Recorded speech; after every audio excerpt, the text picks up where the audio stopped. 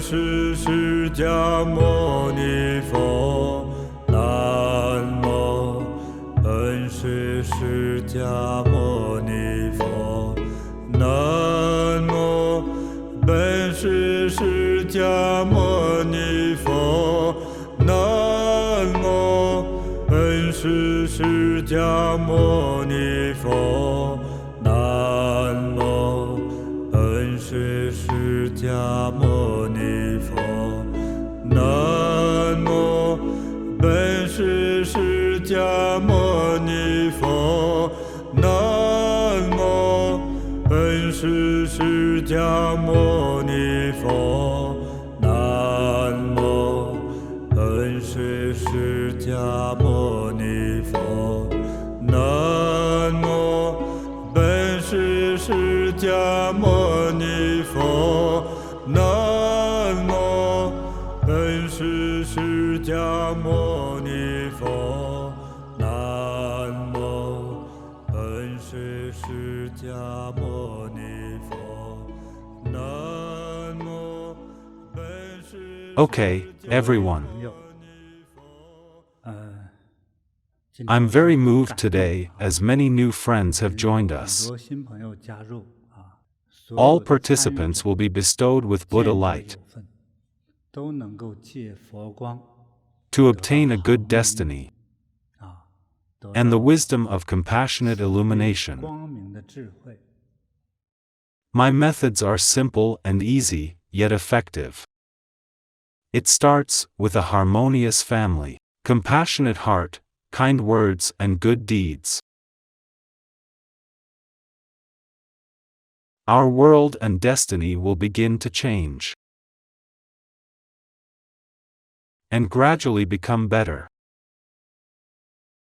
As I've been cultivating since I was a child, I've accumulated some Dharma power. Today, I'll help all friends with the blessing. 今天 I'll 所 use 用 my 的方 Dharma 法 power 都 to 是 help you 为了 gain 让你 health and 获得 happiness. 健康快乐的方法啊。因为我 Because Buddhism 学 taught 佛 me to 学 be 的一份 compassionate. 慈悲啊，对 Right. 每个人 Everybody 都 will 受益 benefit from the 啊 blessing. 没有 There's 任何 nothing 坏处 negative, 只有 only 好处 benefits. 那现在我拿 Now, 的这个 I'm 苹果 holding an 就是个 ordinary 普通的 apple. 苹果啊。过一会 Later 儿呢，我 on, 就为 I'll 用 use 这 this 个苹 apple 果 to help with your 帮助大 problems 家 such as head 像 issues. 头部有些问题的。那 What 头部哪 kinds 些 of 问 head 题呢？ issues? 就 The 最 most 容易说 common 的就是 ones 头 are 痛啊 headaches, 耳 ear 朵痛 pain, 啊， stuffed 鼻 nose, 子 and 不 even 通 neck 气呀 pain. 啊，甚至脖子痛啊，啊，这个 Also, 口腔溃 oral 疡啊， ulcers, eye 啊，眼 problems, 睛有病啊，甚至大 brain 脑有 issues, 病啊， mental 有精神 problems, 不太对呀，啊，这都是 including 包括失眠症， insomnia and lying. 还有说谎症啊，很多人 Many 说谎 people are 其实也是个病态， pathological 其 liars 实你 due 这 to 个大 their 脑 mental 当中有一 issues. 块儿有问题啊，对， Yes, 哎，我来帮你一下。 let me help you, 哎， especially 尤其是 those 现 who 在 have a 正在 headache right 比如有 now. 头痛的朋友哈，归 You'll 纳 be 也好， healed 其 soon. 实我 I 让你头 only 痛 need 好， to 我只要 blow 吹口气，甚至 or 我倒 count 数 down a 几个 few 数， numbers. 瞬间 It'll 奏效， disappear. 就是 It's very 特别， special. 你这 You 个 may ask 很 what 邪门哈， exactly it 这到底 is. 怎么回事？这 It's 叫 called Dharma 法 power. 力。嗯，那 I 我为 want 了 to 让大 help 家 you 这个头部 and 的 ease 疾 your 病 head 都能得到 issues, 缓解， so I use 所 this 以呢， apple. 就借用这个苹果而已啊。对，不 Right. 用害怕哈。 Don't 现 be 在痛了， scared. 过一 If 会 your 儿不 pain 痛了，你给 disappears 我留 later, 言留言 please 啊， leave me a message. 很快 It's 的。 fast. 我这 I've 帮 helped 了很多 countless 人 people 了，都 already. 数不清了帮多少人啊。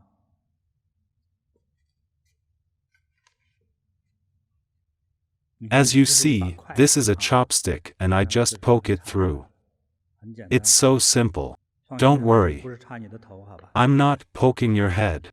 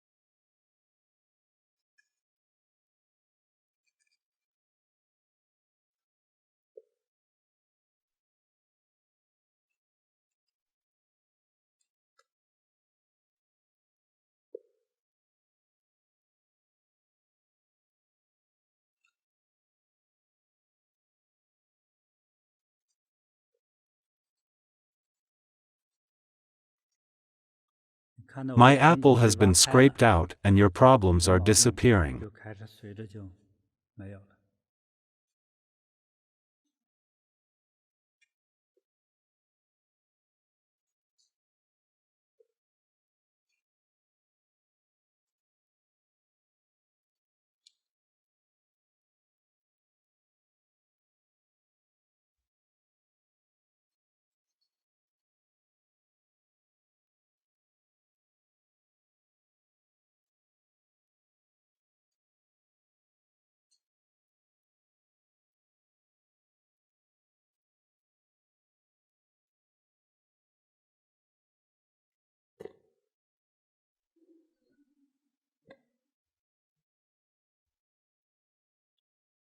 Okay, please follow me.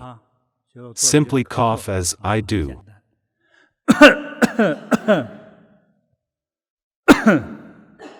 One more time. Cough.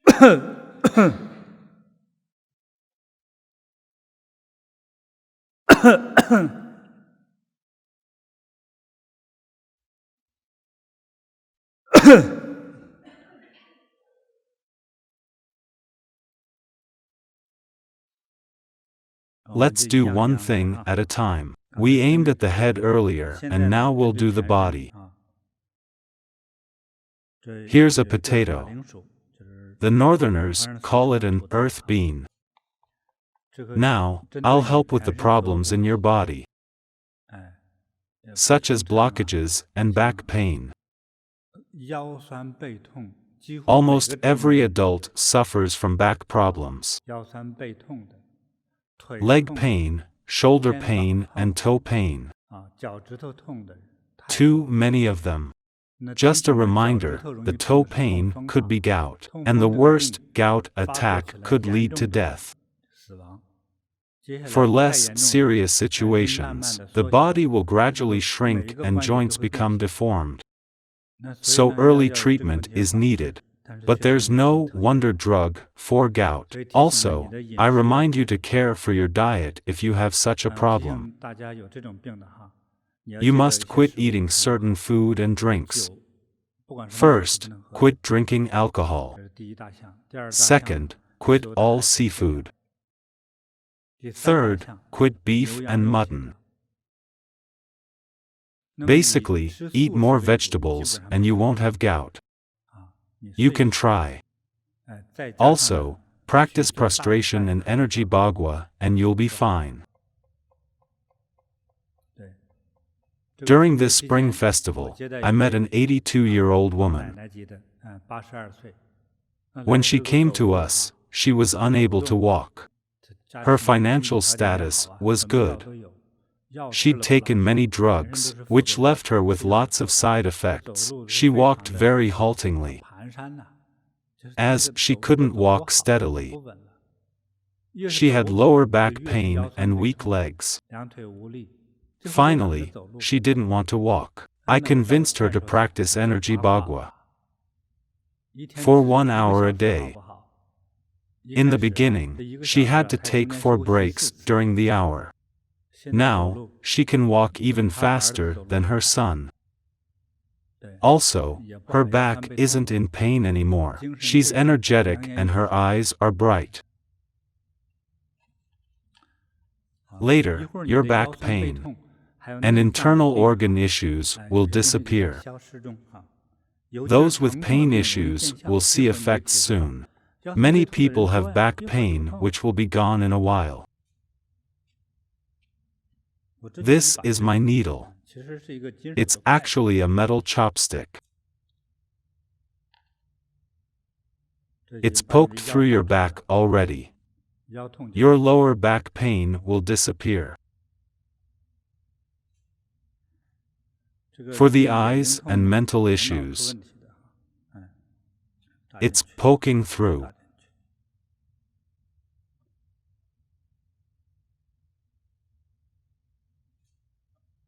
Okay, the problems are dispersing.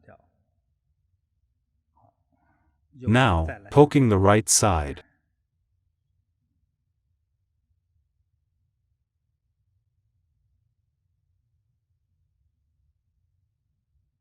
dispersing, dispersing, dispersing, poking the forehead.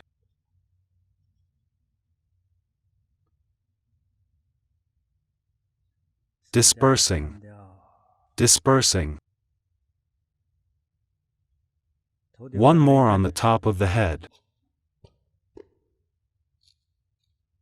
Dispersing, dispersing. This goes from the top of your head to the tailbone through the spine. 整个你的脊髓就穿透的。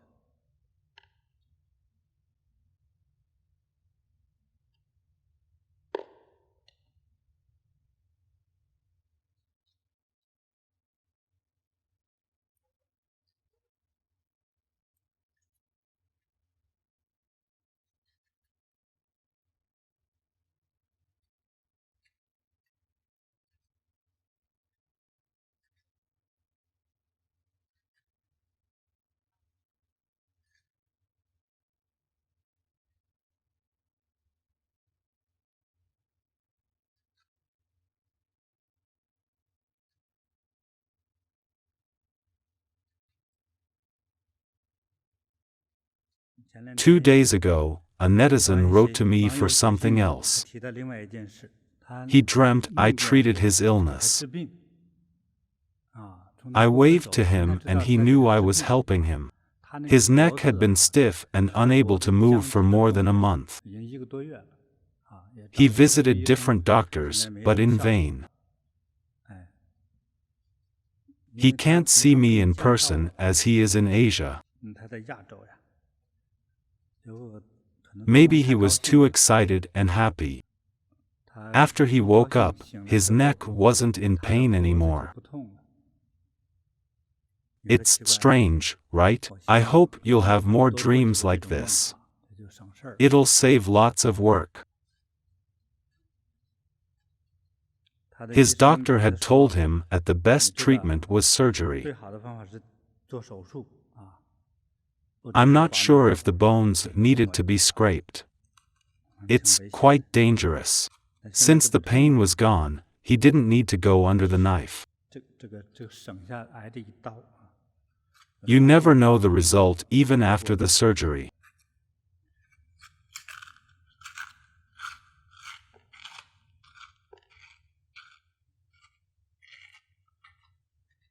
As I'm scraping this potato, all female issues, including those of the breasts and fibroids, will be scraped out of this potato for you.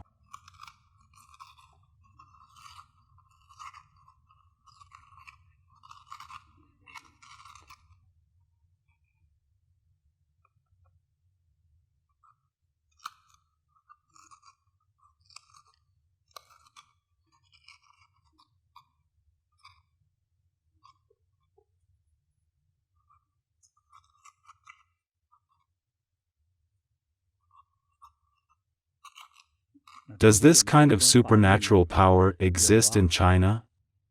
Yes, Celestial Master Zhang of the Han Dynasty did this before. He also had this kind of supernatural power.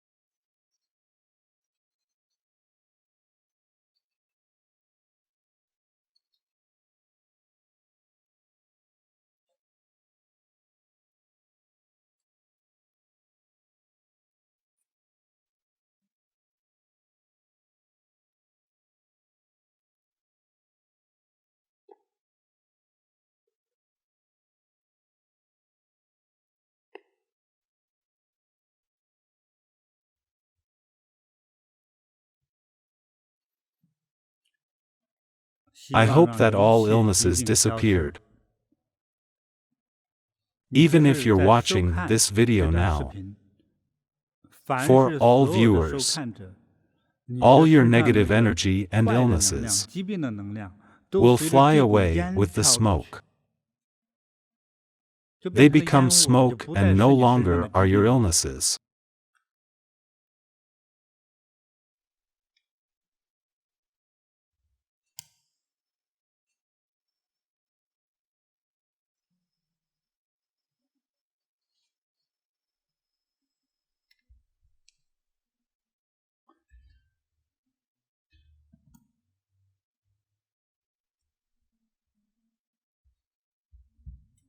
Keep burning.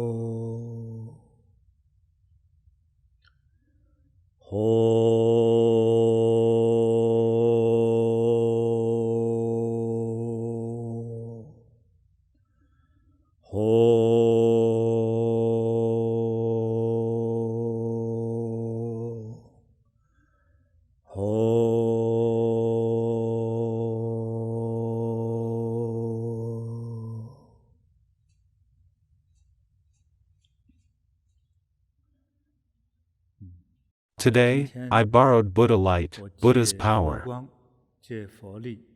and all deities' energy to help you. The Dharma power used today is quite strong. For all who are watching now or will watch later, the Dharma power effect will be the same. If necessary, you can watch it many times. If you like it, you can forward it to your friends. Now, for those who were suffering pain today, such as a sore back or leg pain, etc., many of your problems should be alleviated or recovered. Alright, do one thing with me again. Cough.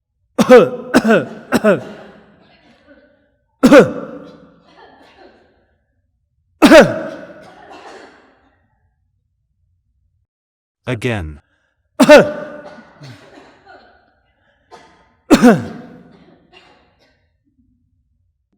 Alright, I wish you all health, happiness, longevity, good fortune and auspiciousness. I wish that all kids be healthy, wise, and happy. 快乐。谢谢大家。 Thank you, all.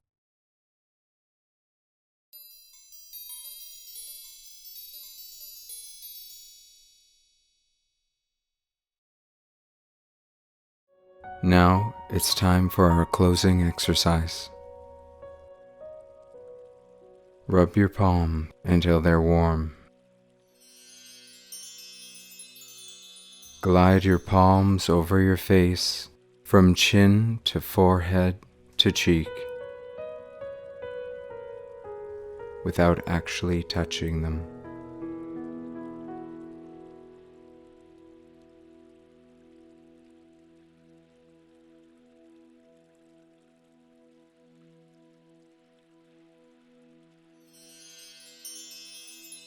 Rub your palms until they're warm. Part your fingers and firmly comb your hair from forehead to the back of the neck.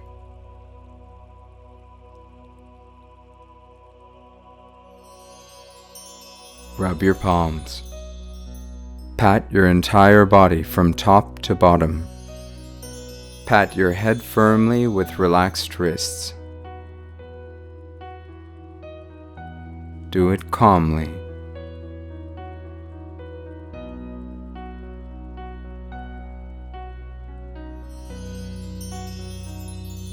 Pat your left shoulder.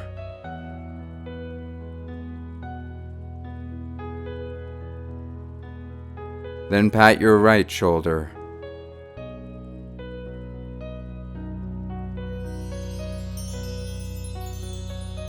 Continue to pat your chest.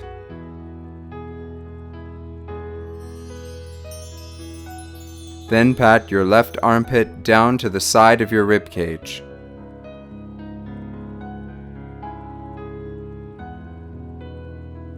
Switch to the right. Pat your right armpit down to the side of your rib cage.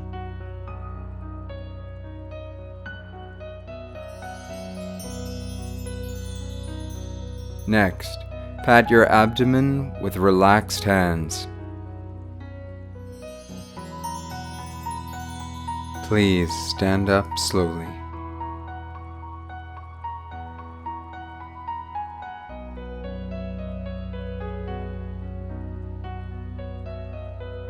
Pat down from the front of your thighs, knees, shins, ankles, and tops of your feet.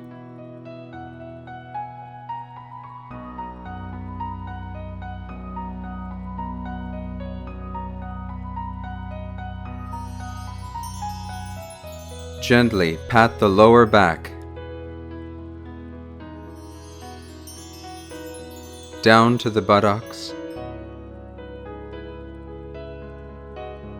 Down to the back of your thighs.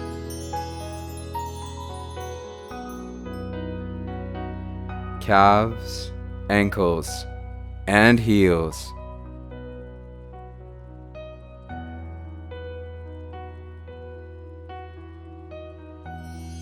Continue to pat the inside and outside of your legs. Start with your left leg. Relax your wrists and pat with slight force.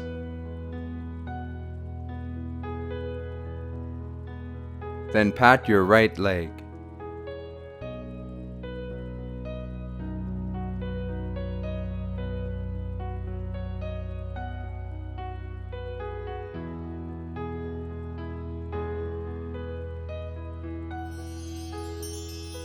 Continue to pat your arms. Start with your left arm.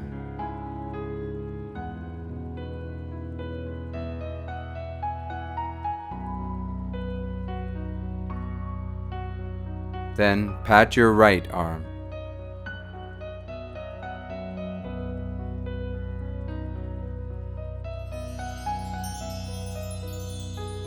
After patting your entire body, rub your palms. Gently massage your whole body without actually touching it. Visualize that you are gently sweeping away the dust and worries.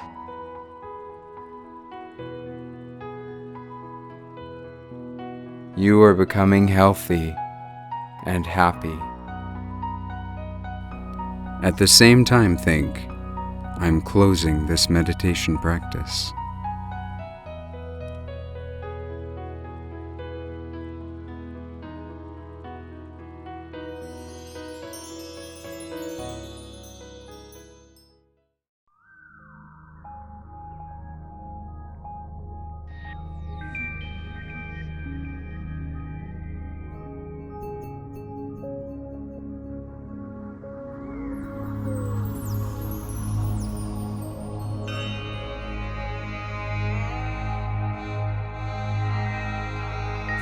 Today's class has successfully completed. See you tomorrow.